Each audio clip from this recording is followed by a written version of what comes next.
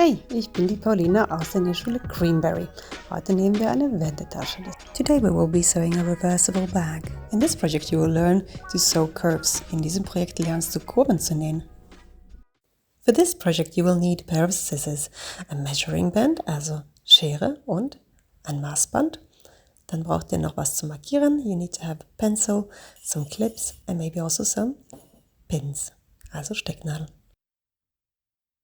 The fabric should not be elastic, also der Stoff sollte nicht elastisch sein, sondern eher ein Baumwollgewebe. The strap you can use in different sizes. Das Gurtband könnt ihr frei auswählen in der Größe. We will start with the pattern cutting directly on the fabric. Wir werden direkt mit dem Schnittmuster anfangen und ich zeige euch alle Maßen dazu. Die Stoffbreite ist 1,50 Meter. The width of my fabric is 1,50 Meter. This can also be made as a upcycling project if you want to. Ihr könnt auch ein Upcycling-Projekt daraus machen und alte Jeans verwenden oder andere nicht dehnbare Stoffe. First of all, you will then decide how long you would like to have or how tall you would like to have your bag. I will take 42 centimeters. Meine Tasche wird 40 cm lang, das heißt 42 cm brauche ich wegen den Nahtzugaben.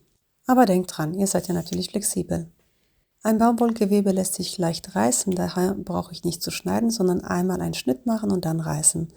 I will snip into the fabric and then I will rip the fabric because it's a fabric that's easy to rip. If you prefer to cut, watch the video up in the corner. Wenn ihr lieber schneidet, dann schau mal das Video oben in der Ecke. Für die Tasche brauchen wir 4 Lagen. For the bag you will need to have 4 layers. In order to make it completely straight, I will take the corners. Damit es richtig gerade wird, nehme ich mir die Ecken und lege die aufeinander. Dann weiß ich, dass ich genau die richtige Menge hier zuschneide. Here I'm going to snip into the fabric because I know that's really half of the fabric and I can rip that. Einmal reißen. Jetzt haben wir 2 Lagen. You can take layer by layer or you take all of them at once. Wenn ihr Anfänger seid, dann nehmt ihr nur eine Lage. Ansonsten könnt ihr alle Lagen aufeinander legen, so dass die geschnittene Kante hier links ist. Then we will fold everything once again, making sure we've got 1 cm seam allowance looking out here on the edge. So, the fold side is not exactly on the edge. Wie ihr seht, habe ich 1 cm Nahtzugabe bisschen hier draußen gelassen. Der Stoffbruch ist also nicht bis zur Kante. So sparen wir uns eine Seite zu nähen. So then we will only sew this side that's looking out. Before I start cutting, which I normally do just like that, also bevor ich jetzt einfach schneide, was ich in meinem Nähkurs mache, zeige ich euch, was ich im Kopf habe. I show you what I'm planning. Ich lege das Gurtband hin, zu schauen, wie viel das Gurtband Platz nimmt. Take a pen or something to mark with and make sure you've got 1 cm seam allowance in your markings. So you can see that's where your band is going to start and that's where it's going to end. But you will need to have 1 cm seam allowance on top of that.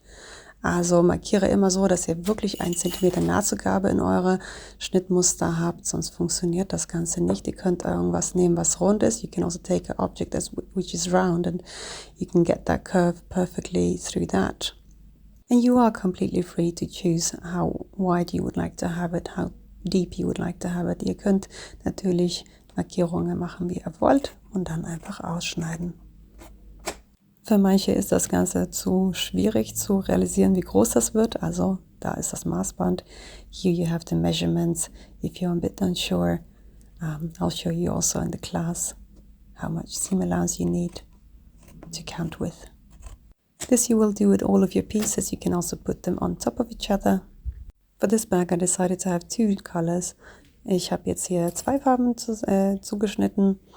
Und fange an zu stecken. So now I'm going to start to either you can put clips or pins into it. If you would like to know more about pins and clips, look at the video up in the corner. Schau mal oben in der Ecke, da habe ich noch mehr Informationen zu Stecknadeln und Clips. Jeder fragt so, was ist besser eigentlich zu benutzen? Everyone asks me, what is better to use? Also das Wichtigste ist eigentlich, dass ihr Ecke auf Ecke steckt. So the most important thing is that you have corner on corner and of course that your fabric is right side on right side. Also eure Stoff soll auf jeden Fall rechts auf rechts liegen. Das heißt die schöne Seite auf schöne Seite. So the nice, I mean if you have a pattern on your fabric, you would like to have it on the outside in the end of the day. So it needs to go on the inside first. So, jetzt kommen wir zu der zweiten Strecke, die stecken wir auch. Beide Strecken nehmen wir mit einem Gradstich. So, both of the sides we will sew with a straight seam on 3. So, we go back and forth in the beginning. Also einmal verriegeln. Und ihr guckt, dass ihr eure Washi Tapes richtig seht. So, here I've got the marking from 1 cm seam allowance. And it looks like that. That's the seam. I've made it in red so you can see it properly. Also ich habe den roten Faden benutzt, damit ihr einfach gut sehen könnt. Ihr benutzt einfach eine schön schlichte Farbe, der zum Stoff passt. When we're reaching the corner, we sew almost to the end. Wir nähen so, dass wir 1 cm übrig haben. Die Nadel stecken wir rein. Make sure to insert your needle, then you take your presser foot up and turn around. Make sure your presser foot is down before you start sewing again. Der Nähfuß sollte unten sein, wenn wir weiterfahren. Diese punktuelle Drehung könnt ihr für jede Ecke benutzen. This is the best way of sewing around corners. Am Ende der Strecke wird verriegelt, also vorwärts-rückwärts genäht. Und dann nehmen wir zum nächsten Projekt, also zu der nächsten Tasche. So at the end you will also sew forwards and backwards. Um Faden und Zeit zu sparen, nimmst du die nächste Tasche. So in order to save thread and time, you just continue sewing the next bag. Don't forget to go forwards and backwards. Nicht vergessen zu verriegeln. Am Anfang und am Ende. Die fertigen Beutel sehen so aus. So this is how it looks in the end. And now we need to make the corners. Jetzt werden wir einmal die Ecken hier ein bisschen anbügeln mit unseren Fingern. So you can just press it with your finger slightly so you get a marking where your middle is on that unfold spot. Und ihr schaut, dass es wirklich aufeinander liegt. So sieht es ordentlich aus. This is how it wouldn't look good. So this is no good. So really check that you've got the crease exactly where your seam is. And then we can pin that. Und jetzt können wir einmal stecken. If you fold your fabric, it's easier to pin it. Hier könnt ihr einmal falten und einmal die Nadel durchschieben. Durch alle Lagen. Dann pressen wir alles ein bisschen flach. Then you press everything a little bit straight, like that. And take the next corner. Jetzt nehmen wir uns die nächste Ecke und da haben wir Naht auf Naht. Das heißt nicht so, sondern perfekt aufeinander. Schau am besten von oben. Always look from above to see that they're really on top of each other. Or you feel through the fabrics with your fingers. Oder ihr spürt danach genau, dass die perfekt aufeinander liegen. Dann wieder mal den Knick und die Nadel durch. And then we're going to pin that corner as well. We do that with all of the 4 corners. Das werden wir mit alle 4 Ecken machen. Schauen wir auch auf der Unterseite, dass alles perfekt aufeinander liegt. Nicht ganz. Da kann man auch durch die 2 ersten Lagen und dann die 2 andere. Sometimes it's easier to do 1 layer, well, 2 layers at a time. And then going back again. Making sure you really go onto that seam. So you have seam on seam. Falls es bei dir klappt, gib mir einen Daumen hoch. So this is the place where you can give me a thumbs up if you're managing this spot, because it's not so easy. Using a pattern cutting ruler, I can now center it on my seam. Ich werde es zentrieren mit 90 Grad auf meine Naht. Ihr könnt aber auch ein Geodreieck benutzen. Guck mal, auf beide Seiten sollte es 4,5 stehen, damit wir insgesamt 9 cm Strecke bekommen zu nähen. I have the measurement 4.5 on both sides, so now I can mark it with a pencil or chalk. This will be the line that you will be sewing on. Bei Hellstoffen kann man Bleistift benutzen und die Seife benutze ich auf etwas dunklere Stoffe. On dark colored fabrics you can use a soap in order to make markings.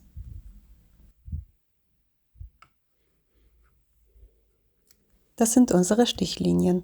So these are the markings we're going to sew on. We'll start at the beginning with going forwards and backwards and going almost across the pin, of course removing it before you go across. Die Stecknadeln kommen vorher raus, bevor ihr drüber näht. Einmal verriegeln und direkt den nächsten Stoff nehmen. In order to save thread and time, you will take the next project directly underneath your presser foot. And also there you will go forwards and backwards in the beginning and the end of the seam. You can use a pair of scissors to hold your seam allowance down. Ihr könnt auch einmal die Schere benutzen, um die Nahtzugabe nach unten zu drücken.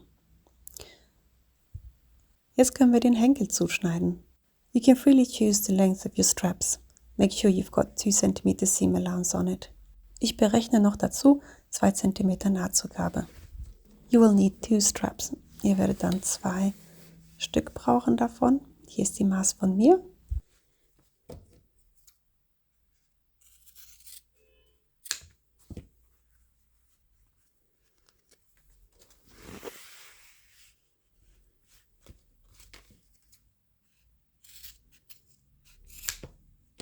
Eine von den Taschen drehen wir jetzt einmal um. So now we're going to turn one of the bags inside out and put it inside the other one. Und diese führen wir in die zweite hinein. Make sure the seams are perfectly positioned on top of each other. Also die Nähte, die sollten sich perfekt hier aufeinander jetzt legen. Und da werden wir gleich stecken. We will pin both of the fabrics seam on seam with a pin.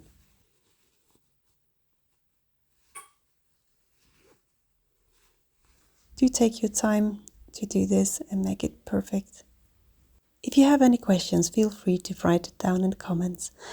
Wenn ihr Fragen habt, dann freue ich mich, wenn ihr unten in den Kommentaren schreibt und ich antworte, sobald ich kann. Die gegenüberliegende Seite stecke ich auch. The opposite side will be treated the same. Just make sure the handles are perfectly on top of each other. Jetzt kommt einmal das Gutband noch rein. We can put the straps inside exactly where we want to have them. Make sure you've got always the same side looking towards you. Schau mal, dass das Gutband nicht komisch gedreht ist, sondern genau perfekt reinkommt zwischen den Lagen. So you will insert it in between the layers, sandwiching it all.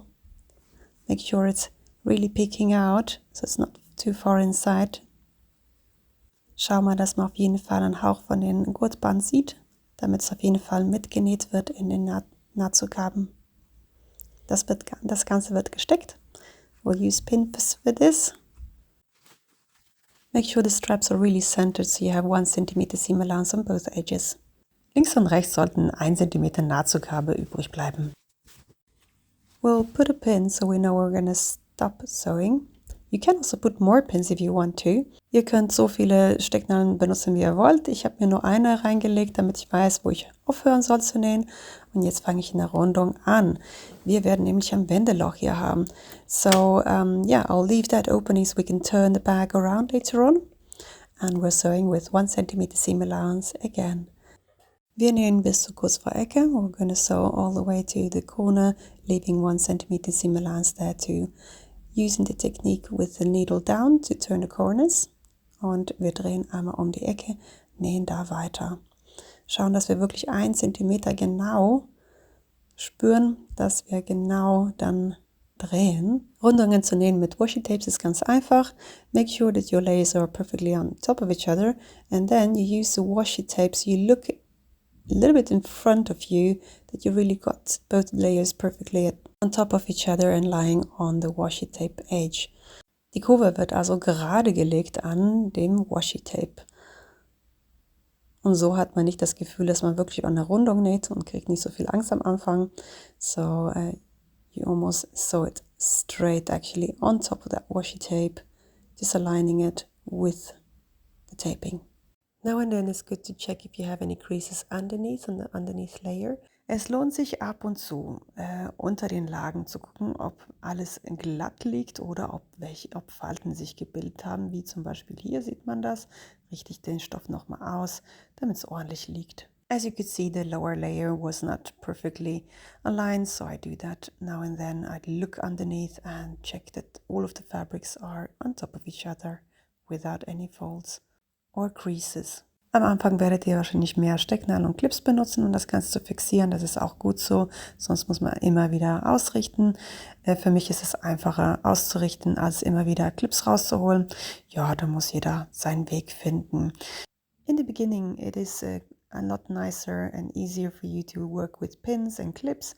So do use plenty of them in the beginning. And as you go, you will get more comfortable using less pins and less clips. And I find it actually working out a lot faster for me to not take pins and clips out as I'm sewing. Let's fast forward. Also machen wir ein bisschen schneller das Ganze, damit wir den nächsten Schritt bekommen.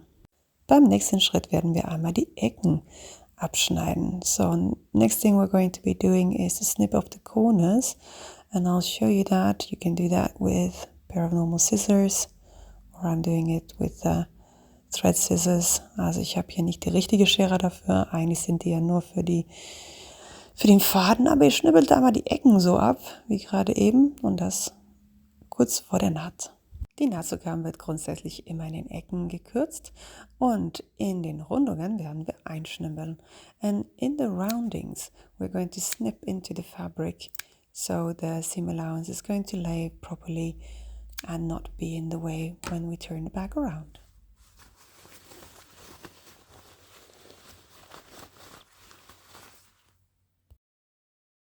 Jetzt kommt einmal Bügeln. Wir haben ja hier 1 cm Nahtzugabe. Now we're going to iron the bag on the seams, and also here where we have 1 cm seam allowance, we will also make sure that that's lying perfectly. So you put 1 cm inside on both edges. Also hier beide Seiten bügle ich 1 cm rein und schaue mal, dass ich das gut gedehnt und schön ausbügle. Ein Mini-Bügeleisen reicht hier auch völlig aus. You can also use one of those really tiny irons. They're quite good for these really small pieces, and you don't need to iron the whole bag, only the part where you're going to be sewing the top stitching, which we are doing now. Also hier werden wir einmal eine Ziernaht noch legen, und zwar um die ganze Tasche, damit man nicht nur das Wendeloch zunäht, sondern dass es einfach schön überall ausschaut. I'm now using my 5mm Washi Tape. Also ich nutze einmal diese graue Streifen, das 5mm ist, um mich zu ausrichten. Am Ende in die Naht am Anfang reinfahren, vorwärts, rückwärts, verriegeln, and then you go forwards and backwards in the end of your seam. Thank you for watching all the way to the end. Danke, dass ihr bis zu Ende geguckt habt. Und ich bin gespannt, wie eure Taschen geworden sind. Könnt ihr mir gerne auf Instagram schicken. You are more than welcome to send me a picture of your bag on Instagram.